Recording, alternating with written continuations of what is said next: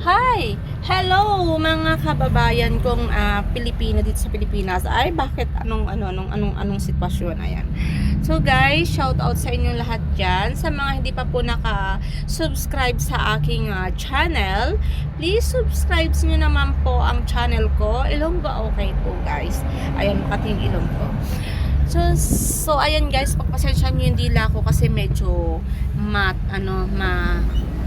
nauutal ako kumbaga.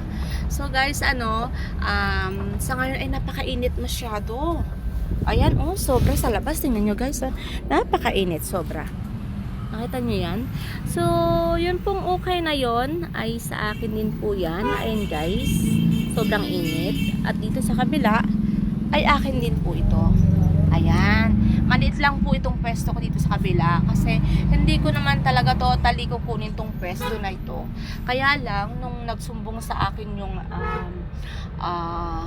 tenant nitong compound na paupahan, na nung nakaraan, ako'y nag-uumpisa pa lang, ninakawan ako ng damit dun sa kabilang dulo. So kasi dun ako nakapwesto sa dulo at sa dulo naman ay hindi ko halos nakikita. So ayun, nanakawan ako ng mga damit, nilagay daw sa bag, pinento niya sa akin. So nabidyohan niya pa. So ang ginawa ko, nung nabakante itong pwesto na to, maliit man siya, ayan, napakaliit niya ang liit niya. Kinuha ko na para naman nakikita ko yun dun sa kabila kasi hindi ko masilip yun sa kabilang dulo na nanakawan na pala ako. Ayun guys, so nag-umpisa ako mag-ukay nung ako'y umuwi galing sa Saudi. Ayan. So, shout out sa lahat ng mga kababayan ko dyan sa Saudi. Shout out sa inyo guys. Ayan.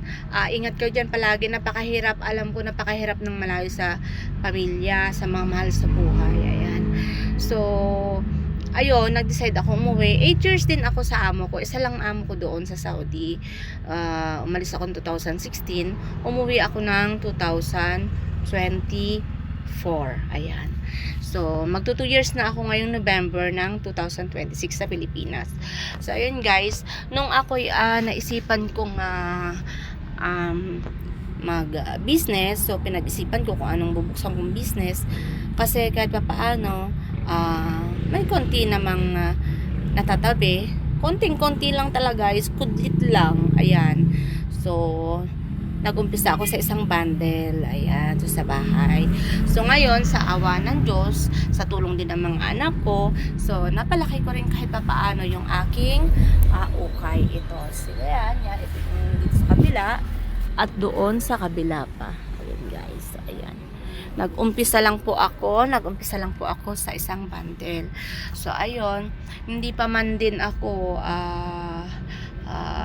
kumbaga nakakapag-online ng pagtitinda kasi nga hindi ko masyado maasikaso guys kasi minsan nagtatahi ako sa bahay pag isasarado ko yung pwesto ko kasi hindi pa ako kumukuha ng tao kasi nga syempre hindi mo pa naman na-maintain yung kita mo lalo't nag-uumpisa ka pa lang. Ayan, hindi katulad ng ibang talagang bonggalesios na yung kanilang kita.